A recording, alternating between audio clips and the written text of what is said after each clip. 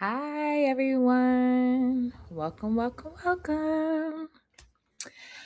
So, we are back for the second episode in season 5.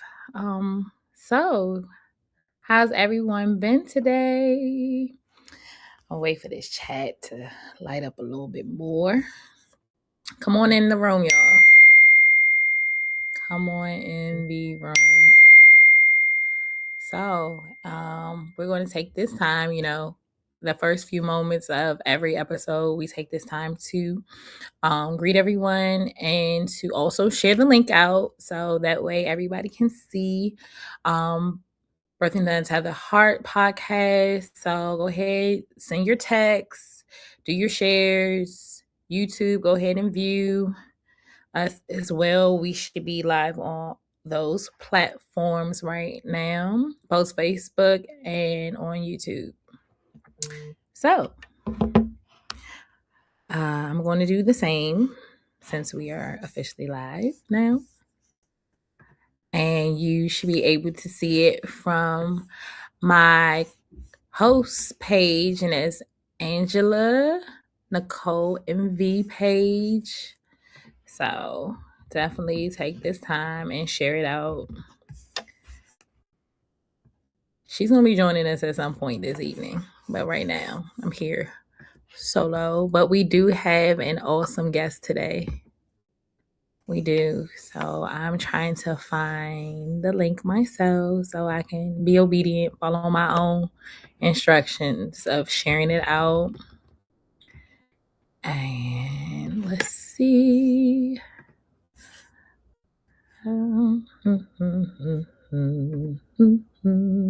Okay, maybe not.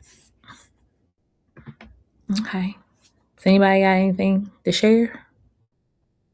Did you guys already share?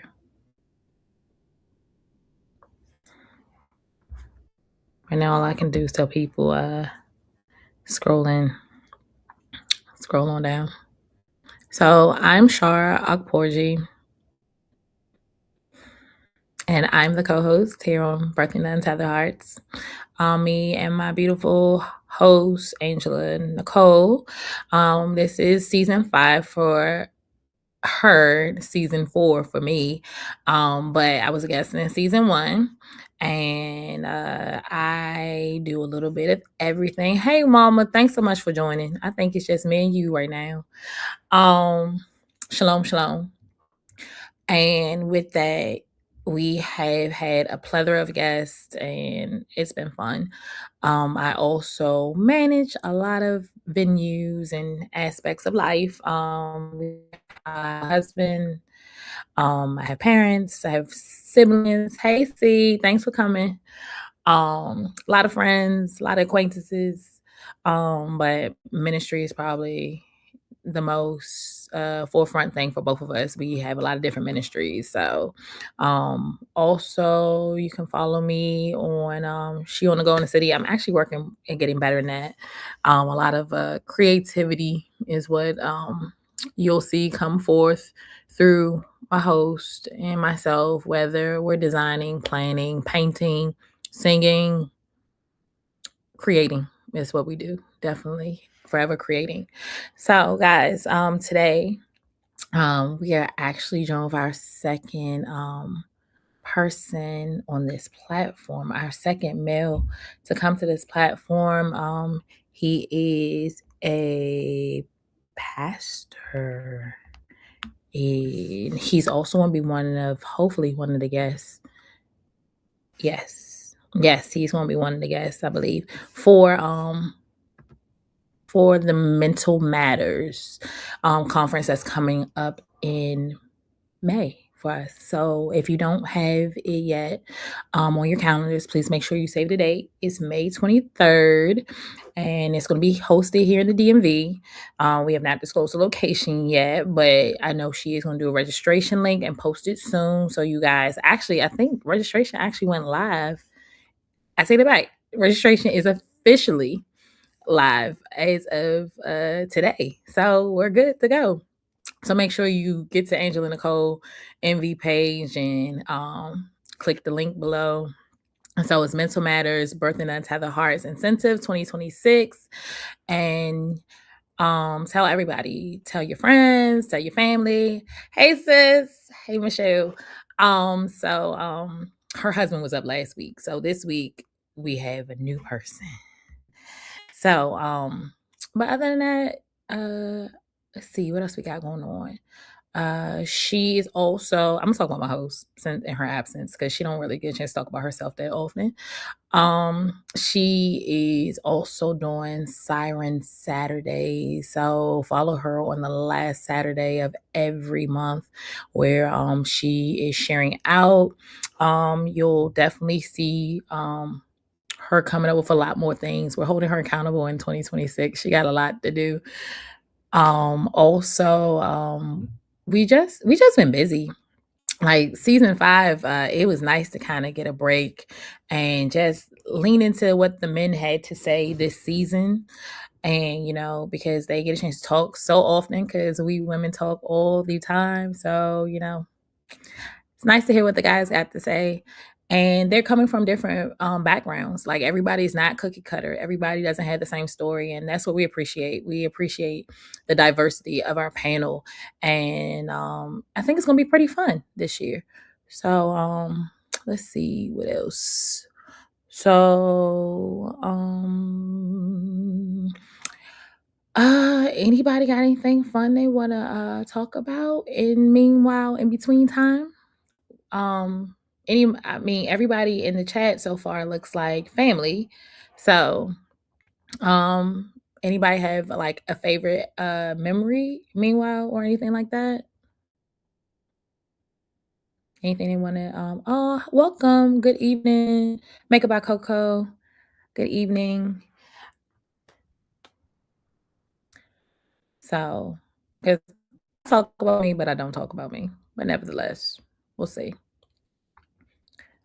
Let's see, who are we having for the panel? We can talk about that. And this panel is definitely coming back. We'll have the Frenches. Well, we'll have the husband of the French, which is Brian French.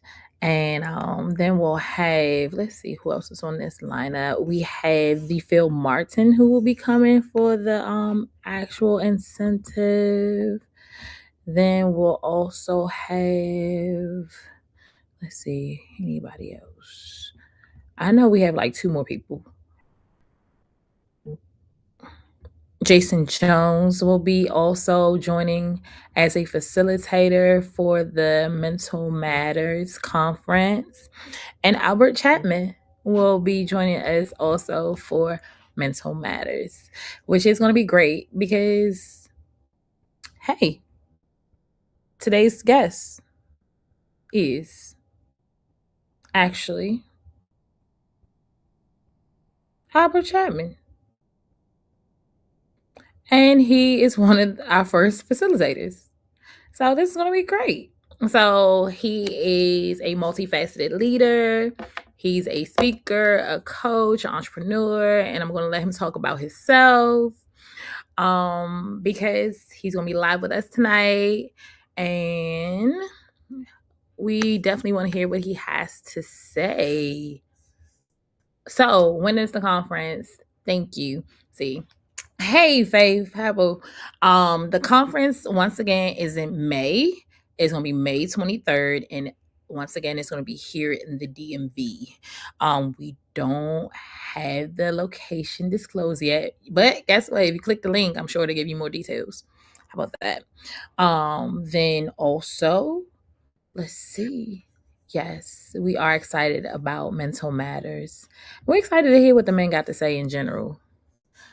Just trying to see how to bring him on. How we do it.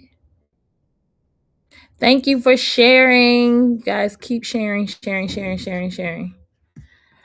Can't.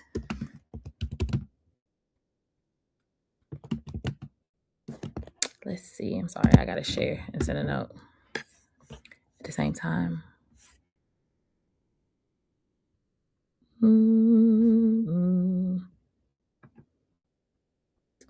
No.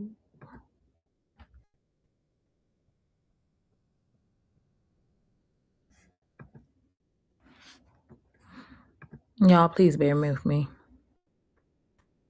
Because she normally facilitates this. And so I have not played with this software long enough. Good evening, Green Bay 8518. How, ma'am?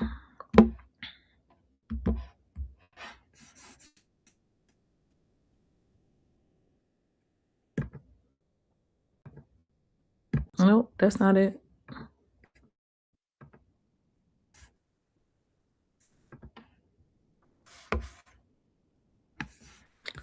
Okay, y'all. Let's see. Thank you.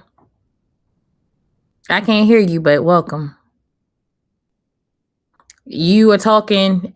We can't hear you. I'm sorry. Welcome, everybody. Man. Thank you so much, Shara. You are the real MVP, girl. Thank y'all.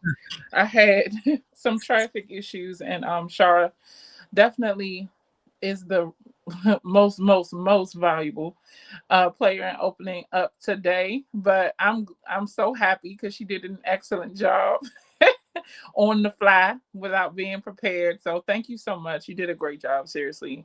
Oh, yeah. And I'm excited to see y'all. I know I look weird, but I'm on my phone today.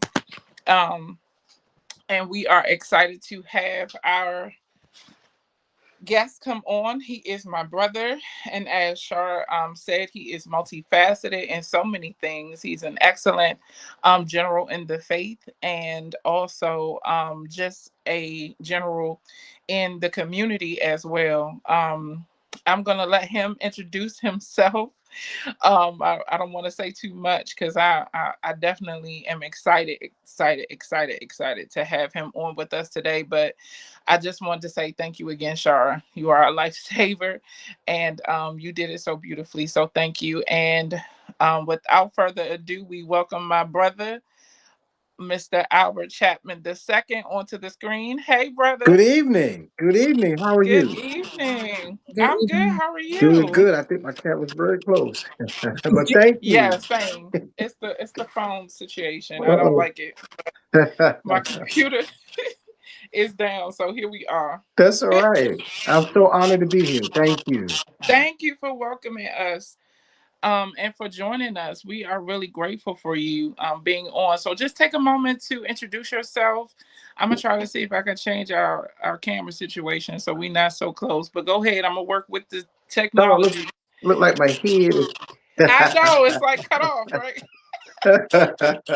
But anyway, I Hey. want to thank you for allowing me to be here. My name is Albert Chapman.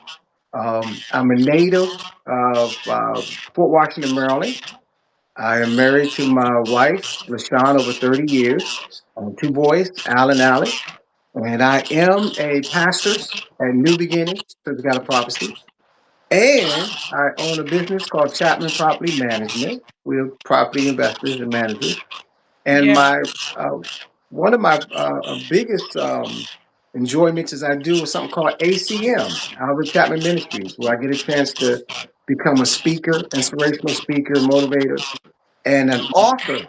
I wrote a book called The Enemy of Giving Up. So that's just a short synopsis of me. Amen. I love it. We are so excited to have you. Can you tell us a little bit about the work that you do in the community, as well as all the beautiful things you just said? Sure. So I'm blessed. I'm the former chairman for United Communities Against Poverty. We Mhm. are the community action agency for Prince George's County, as well as we manage Shepherd's Cove, the women's shelter.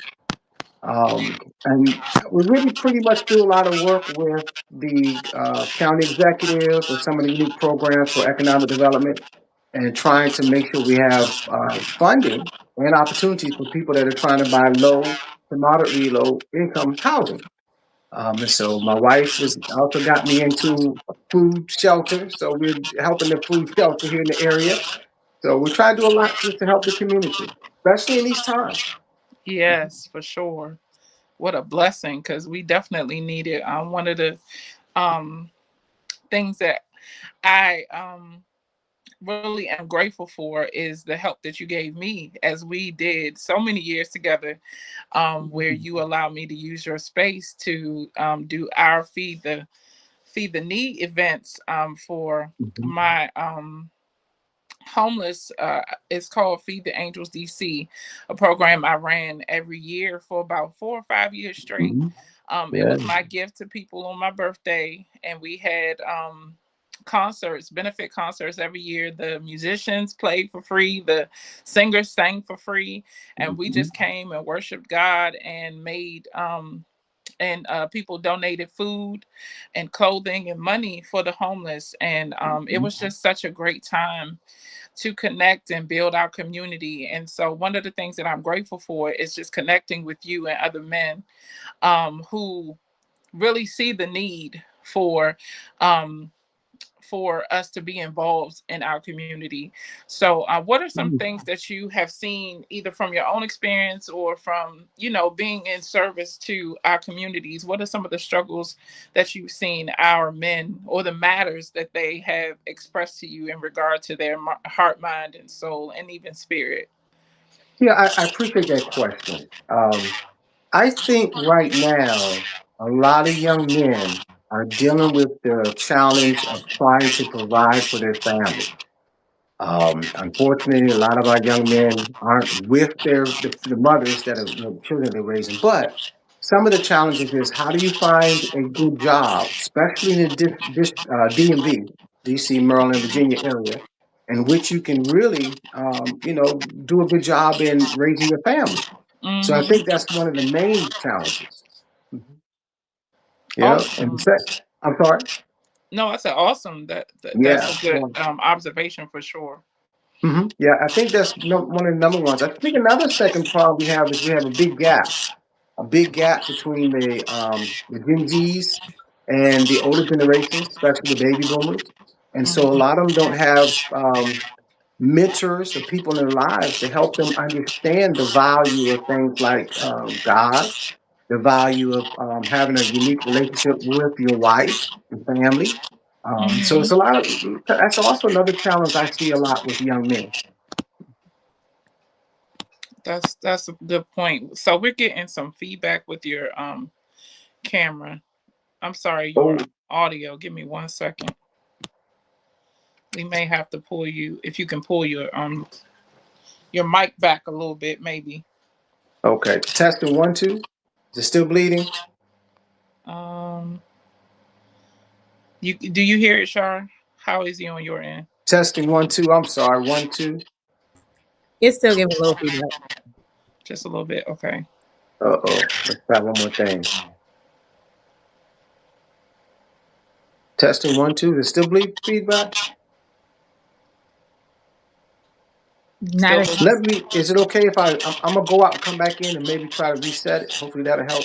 okay. Yeah, yeah, that'll be Let's great. let's try that real quick. See if Okay, that'll thank work. you. Okay. See you soon. But yes, I think that the two things that he highlighted, especially the provision, there are quite a few young men and older men that I know who are struggling to provide for their families in this economy, and unfortunately, it does seem like it's not getting any better.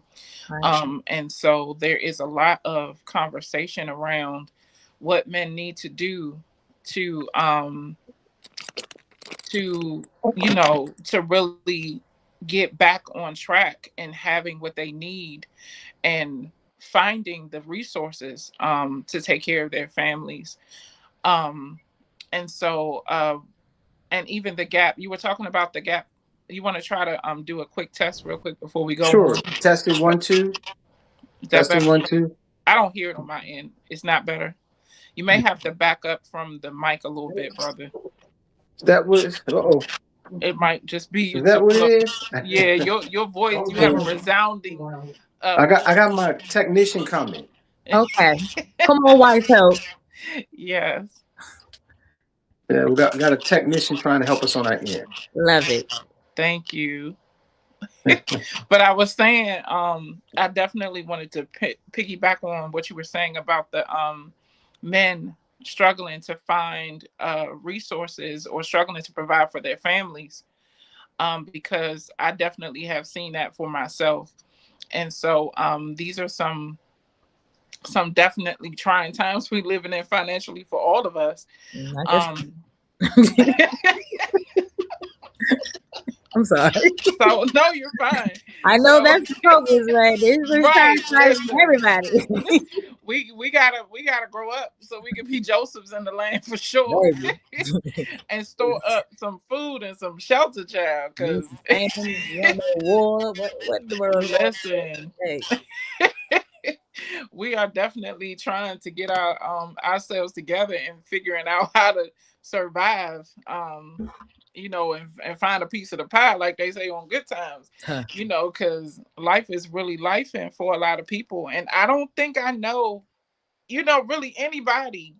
And these are people I have a very, very large um connection of people, and I don't know anyone really who isn't struggling financially in some way. Not maybe in the way that people who are on a different bracket struggle, but there are definitely people at every level who are struggling in some type of way, meaning they have to limit their resources or change their way of living to fit the economy of today. And so when you think about that as a woman, I can't even imagine being a man and having to take care of a whole household, your wife, your children, and then some people are taking care of their parents and their family, other extended family, so how I can't imagine as a woman having that type of weight on your shoulders as the leader of the home and trying to make do and make a difference, not just in your home but in your community when you don't, it's not enough.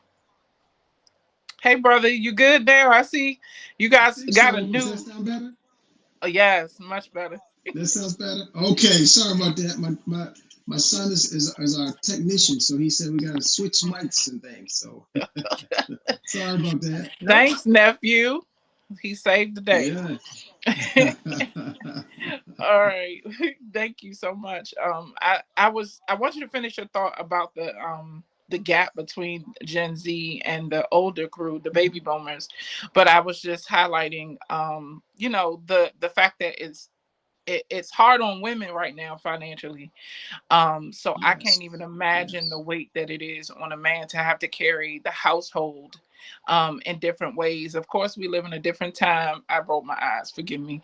We live in a different time where people don't really recognize or relate to having I shouldn't say relate, recognize or appreciate Mhm. having a man to lead the household as much anymore. But I am a Yeah. firm believer that men carry a weight that women will never understand. So I just wanted to highlight that while we were waiting for the tech crew to come. So I want to give you the time to go ahead and finish your thought, but also expound on that when you can. Yeah, it's when you go to houses, you go to a home. Now there's about three different levels. Normally it's the grandma, the grandpa, and then you might have a mother or a father, etc. And then you have children. Hmm. I'm not quite sure our I don't want to say just the blacks, but I think it's in a lot of households. I'm not quite sure we did a good job in understanding the value of mentoring young people, Hmm. especially men. When a husband and a wife find out that they are pregnant, the women surround the young lady. They talk to her about diapers and what a formula to get. Who where to take your child for this type of outfit or whatever. But the men rarely grab the husband and sit him down and share information with him. So a Hmm. lot of times you find that the young man has to kind of guess at what it means to be a father, what it means to be a husband. And I think that that hinders young people because that's a big learning curve, and have to do it by yourself. And so when you think about our society with the absence of men being in the home to even raise young men, I think that's a great challenge that really hinders us. Now, the statistics show that now young men are taking care of their families like never before. Well, I should say never before, but since a long time. So young men are stepping up, but that is a lot. That's a lot of burden, that not be able to have a group of people helping you to make it through. So that's one of the challenges I see, in my opinion. I think that's one of the secrets. If we could address that, I think you'll find that we'll be able to change a lot of people's lives. That's really good. That's really good. I never thought about that. That's a really good point, because the women do rally. My family, which I didn't find out until I was like maybe 30 something. But most of the most of the people on my father's side of the family have unisex baby showers. And because I really wasn't as close, not everybody, but I wasn't as close to the people that, whose baby shower I was actually invited to at that point. When we were growing up, it was just our immediate cousins and stuff like that. And so I had never been to any unisex baby showers. And so I thought that that was interesting, because I'm like, wait a minute, why have I never seen this before? But there is this, this hidden rule, I would say, that the mother needs to be taken care of, as she's carrying the baby and as she's preparing and as she's nesting and all of these things. But is there really support for the father as well? That is an exceptionally good point, because I definitely noticed that. And I was like, wait, when, I said once I have children that was the way I wanted to do it, because fathers need need just as much support as women, if not more, because again, you are the carriers, you are the coverers. We may carry the child, but you guys plant the seeds. And our apostle, Kimberly Weathers, she had said to me one time that or she said to us that mother the father validates, but the mother affirms. And so I immediately thought about the seed. You plant the seed and we water it.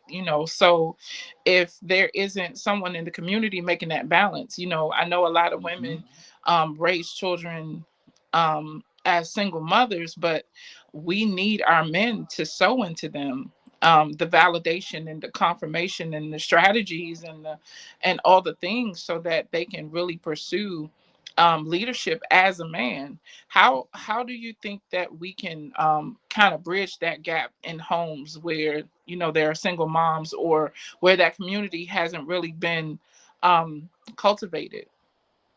So, if you don't mind, let me just conclude that one last thought that you were sharing, because it just brought something to my mind. Of course. Just real quick.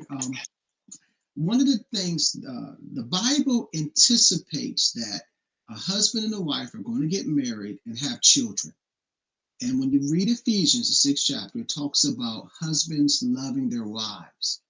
It's very important to understand how God looks at things. He doesn't look at things just from one dimension or two dimensions like we try to. We might even get to three dimensions, but God looks at it from numerous dimensions. He's omnipresent, omniscient, so he knows everything, right? So when he created this thing of marriage, he did it so that we would understand the value of love. And if a husband is not in the home, then sometimes, and I have to say sometimes, the child won't understand what true love is. That's why the Bible says that husbands should love their wives, because when the husband loves his wife the appropriate way, meaning the biblical way, then the husband teaches the children within that love relationship how to love. So a young lady grows up understanding, oh, this is how a man should love me. A young man grows up and says, oh, this is how I should love my wife. And it's the value of God's word. So to continue with your point, I think that when we're talking Christian, as Christians here, I think that one of the challenges we have is we got away so much from the word and the idea of what God has positioned and planned for us. We say God is our creator. We say God is, the big guy in the sky, or whatever you want to say. But in reality, we really don't honor him and live by his word. He created a unique system that helps us. And if we're wise, we'll grab, his word and live by his word, so that we can have joy and peace in our lives, and that we can carry a unique a legacy to our children about how life should really be. Now, things happen, things happen. A husband and wife get together, they might get divorced. A father might die. I know a situation where a husband went away off to war and he died in war, and the other mother has to take care of children. Things happen, but that's where God still comes in. He allows the Holy Spirit to lead us, he allows to guide us, but he also helps us to go back to that fundamental principles that teach us how to grow, how to love each other. I think that's the first challenge. The first challenge is getting people to kind of change the way they think and to try to adopt or accept this way that God has given to us, especially if we decide he's our creator. That is so good. Shara, I would love to hear your thoughts on that. That is really good.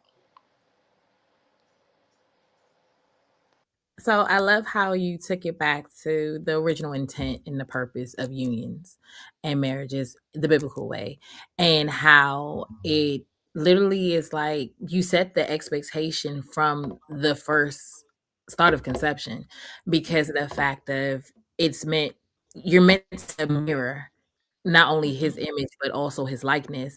And as long as you're in a God ordained union, you'll see the reflections of his love, and then it's like you pass that down from generation to generation. Yes. So yes, the young boys know how to treat women because they saw what their dad did with their mom, Mm-hmm. and the young girls know what it looks like to accept love because they saw what their dad did with their mom. So when you have both of those examples in the home, that is great. And then even let's say you don't have both of those examples, you still brought up to the point of it's still from God's love. Like you Yeah. still have something, a starting point to go back to. So you should still have something to level set and to like bring it back and connect the points of this was ordained. So this is God and this is what it should look like. So really it's nowhere that you should lack love because he doesn't change. And if anything, it's like his example remains the same. And because he's so consistent and his love for you is everlasting, you should always have a model Yes. of love somewhere. And then it also made me think about how um it really helps you redefine the importance of villages, because like you were saying Yes. before you had to take the break, was like Yes. certain certain demographics, they may not have grandparents in the home or X, Y, and Z in the home anymore. But with that, it also shows you how, like, you had that first example, and then that first example bred that next example, and then that next example bred that last example. And although there is a separation between Gen Z and millennials, if they still have someone in one of those decades or one of those type of eras, they should still have an example of what love should look like in their life.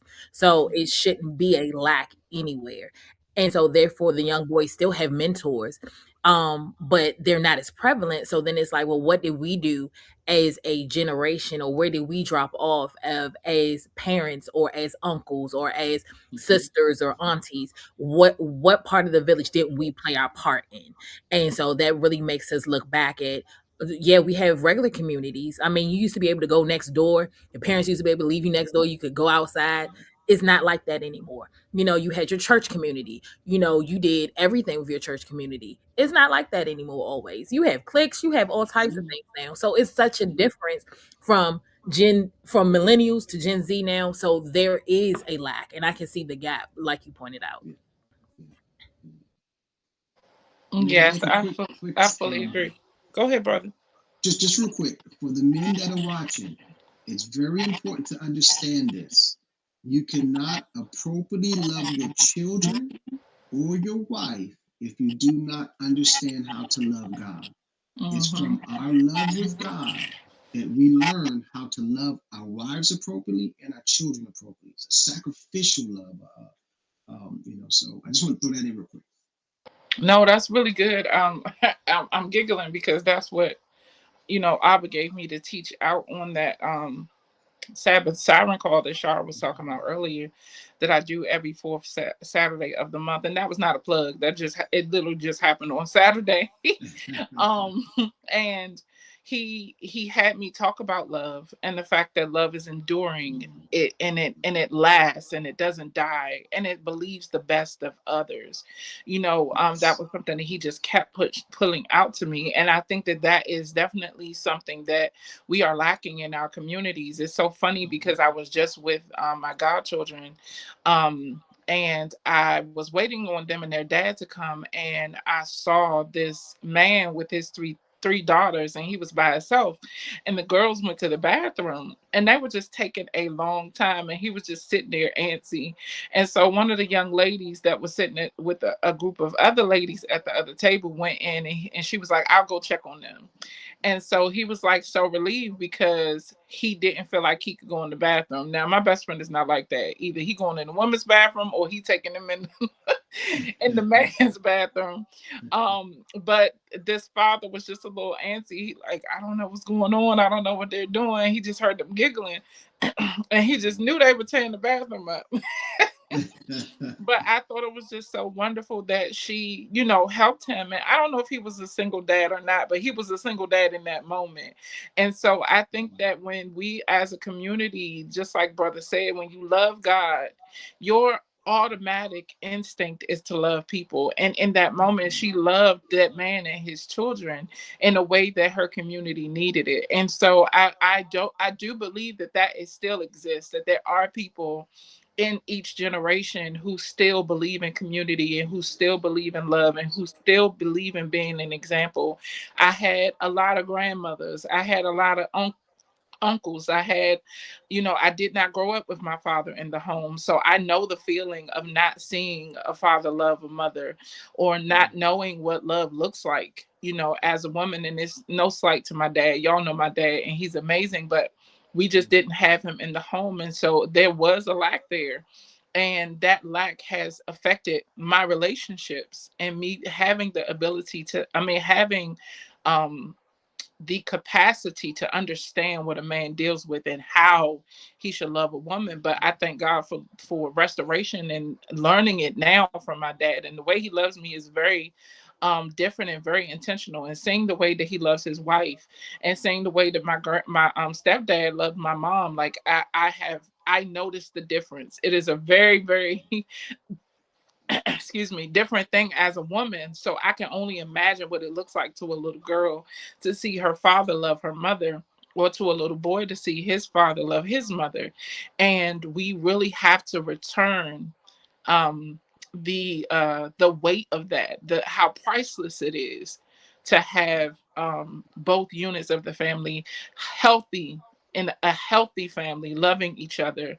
And so that will be my next question to you. What are some areas that you feel like men um need to tap into? And then a part B to that would be, what areas do women have to tap into to help build the wholeness in their home, so that we can see this community, returned again?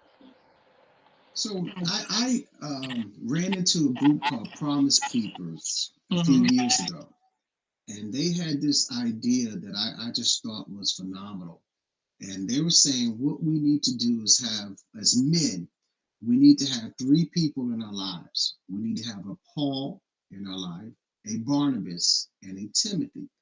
The Paul represents an older male who is, a father figure, an uncle figure, somebody that can pour into your life wisdom and so forth. Your Barnabas is that accountability person, the person that you probably grew up with, your best friend, somebody who you guys can go hang out with, but somebody that has a common, things in life that you have too. And then there has to be a Timothy in your life. There has to be somebody that you yourself are pouring into, somebody that you yourself are building and carrying along with you. That's one of the challenges we have with this big gap between the generations, is that the older generation didn't have a Timothy. They didn't, they just figured, I heard one man said they ain't gonna listen to us anyway. All they want to do is Google everything. So but I think to help men, it's important for us to go out and seek men who are where you want to be. I have a friend of mine. His name is Jerry Mathis. He owns Mathis Realty. I'm in real estate investing, so I'm going to seek out, talk to him about real estate. I have another friend of mine who, when I was dealing with insurance, he was an insurance guru, so I sought him out. But we, for some reason, feel like that we have to be alone. We don't need a mentor. We don't need a Barnabas. But I think that's a trick from the enemy. Men, you do need a mentor in your life, and you have to be open to listen to them. I tell a quick story. My wife and I were separated for some time, and I remember talking to this man, and he worked with me. I became a friend of mine. We were sitting and talking, and I probably spent about 15 minutes telling him how bad my wife was and all the stuff my wife did and this, that, and another, and blah, blah, blah. And he finished and let me finish. And when I finished, he said, "So now tell me, what did you do?" In other words, he was trying to help me as a man stop for a minute and say, well, you can blame your wife all you want. But if you want your family to be together, if you want your family to be at a certain level, you got to stop and look in the mirror and look at yourself. And I'm grateful that God put that, I call him Paul, in my life. Now I'm blessed to have a father who's my Paul too. But the truth of the matter is, those are things that help us as men. That's what we need. That we need that community, as my sister said earlier. We need that. You need somebody in your life that's pouring into you. And I like to say this: it's no need for me to bump my head if my mentor can teach me how to, duck. So these are things that we got to consider. That's really good. What about the women? What would you say, women need to kind of sow into the wholeness of their families and honoring men and the weight that they carry? I'm gonna say First Peter 3 is the start. Y'all need to read that in the Message version. But what would you say would be some, tools or strategies that we can use? Yeah. The Bible tells us that men should love their wives and that wives should respect or honor their husbands. And again, we talked about how the children understand love from the father, what they understand respect from their mother. And so, if I was to share something with women, I would think about a time where our attorney, I was a board chairman for United Communities of Poverty, and we had a situation, so we had to get an attorney involved, etc. And the attorney said something I thought was interesting. He says, most clients share with me what they want to do, they got the situation going on, and I want you to do this, and I want blah, blah, blah. And they don't care about the law, they don't care about anything. But he said, but the wise thing to do is to ask the attorney, if you were me, what would you do? How would you handle this situation? I think what happens to sisters or women is that they don't go to their husbands and ask their husbands, how can I help you? In other words, I was listening to this one lady. She said, I don't go to my husband and tell him, why did you take out the trash? Or when you going to take the trash out? Or blah, blah, blah. I go to him and say, hey, baby, thank you for taking out the trash. Is there something I can do to help you? Because women have to understand how men think. And so men, you cannot nag a man. If you nag a man, he gets angry, he gets mad. Nagging a man destroys a man, it emasculates a man. But if you're wise, you'll learn, how do I respect this man? How do I, love him? And one way is to go to him and ask him, how can I help you? How can, if you were me, what could I do to make your life better? Tell me. And I think a lot of times we don't communicate that, because men ain't gonna tell you. Men are not gonna tell you unless you ask them. So you got to learn about men. Listen, that was going to be my follow up because let me tell you, brother, the men in this generation are very different. Yes. You touched I know some ladies that are watching the single ones especially, but the ones that are my age and younger are like, wait a minute now, we done asked all the questions, we done tried to have all the conversations. So I'll ask this last question: what would you say um should be the response to someone who does not give emotional support or communication, because that is something that is also a really really big thing in our communities. I am the mentor and counselor to quite a few young women and marriages, and one thing that comes up quite often is either the husband is absent in emotional support or just not communicating. So what would you say a woman should do in that type of situation? Yeah. For our communities, African Americans, for blacks, one of the biggest challenges we have is we don't have that role model in the life. So what happens is a lot of times we don't know how to communicate. We don't know how to share our emotions. Remember, we're always taught, if somebody punches you in your chest and you cry, then you're a punk. And things like this. So we're taught from a young age to hide our emotions. Be a man, be tough, be strong. And the truth of the matter is, most men don't they just don't know. They don't know how to communicate. They don't know how to really love. And so I would suggest to women, to sisters that are, or anybody, any woman who is trying to understand this, to number one, counseling. If you're at a church, go to your pastor. If you need a coach, go to a coach. Go to somebody who, especially that has a successful marriage. Now, please don't go to somebody that ain't got a successful marriage or has got problems. Go to somebody who is successful and ask them to help you. Because most of the time, remember this too, a lot of situations, the women make more money than the man. And the women do not know how to honor that or to walk in a relationship where she makes more than he does. And she's trying to, bring money in the house. She's trying to take control and this, that, and other. And that poor man feels like a boy. He's demasculated or something. So what happens to us is you got to really take a time to kind of get counseling. You got to get somebody to come in to kind of help you. Because a lot of times the woman doesn't care about that. The woman really, she don't care that I make more money. I just want to help the family out. But she doesn't act that way. And so when the man looks at things, he looks at things a certain way. Let me share this real quick. Remember that the woman is the helpmeet of the relationship. God recognized that Adam needed help. So he went out and he created woman and gave them purpose. Now, if you ever think about something, if you think about this to be a helpmate to another person means you have to be just as strong or stronger than they are.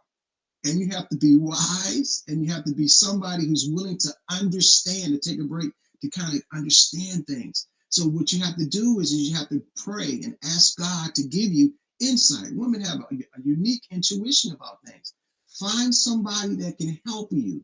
Don't just take it on your own, but make sure you get in touch with somebody that can pour into your marriage and pour into your life.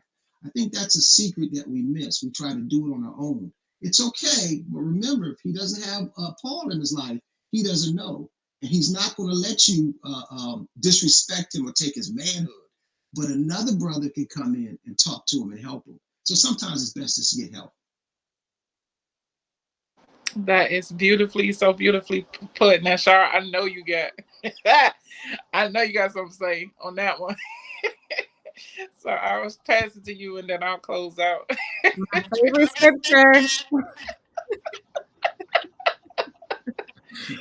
Okay. No, you made a lot of great points. You really did. Um, Hmm. and I gotta take that away, that needing a Paul, a Timothy, and a Barnabas in your life, that is really good. And I feel like it makes me think like, well, who are the examples supposed to be for the women? So it's okay. That's another season. But nevertheless, it's the, the respect part, and that was so good to me, because you're right. And a lot of times women, we will hold the wrong things over his head, and nagging gets you nowhere. Doesn't matter if you're in a relationship or marriage, it gets worse if you're in a marriage and you nag them, because you got to see them like within 24 hours, so it's even worse. So but I think the respect part really stood out for me, and then just how you love your wife, or how you love, um and it talks about your submission and, just being in the right, like, submitting and Mhm. observing your chaste conduct. And we learned in the previous season about our words, women, because we know how to use them when we want to. And then we talked about, anointing, like we talked about it all. So I thought it was awesome that you brought back that the men, like, they're going to be a man, and not to berate them or not to belittle them, and let them be the men that God have called them to be, like, in their purpose. Because women, we do have purpose, and to be a helpmate is our purpose, but it's not our sole purpose. And then I don't even think you realize how important help is. Think of how much we rely on Chat GPT. So to think about being little Chat GPTs in our husbands' lives or our significant others' lives, I think it's awesome, because it's quiet. It does exactly what you needed to do. It'll give you multiple solutions. But you know what? You tailor made it to the who it is, who it's for. And you don't need a whole bunch of applause.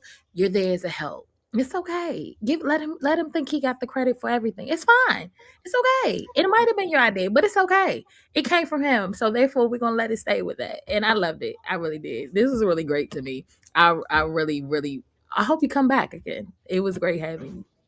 Thank you. Thank Nope. you. Yes, yes, I am excited. I'm so excited. I'm gonna try to close this out without being emotional, but I really loved everything you shared tonight. I fully agree with Shara. I think one of the things that set the most with me is just being mindful that men need help too. Women kind of usually have a community to go to. We have friends or cousins, or even in the street. Like, I'll be walking down the street and they be like, "You okay?" Women will ask you.